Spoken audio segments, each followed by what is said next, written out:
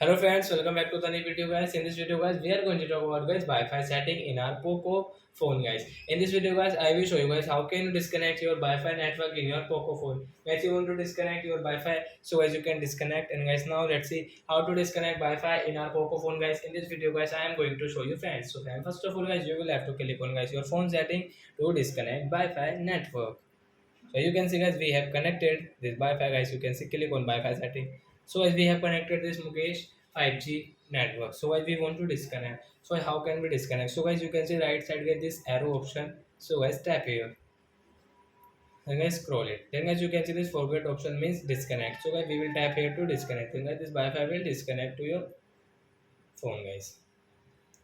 So I hope friends you have understood how to disconnect Wi-Fi.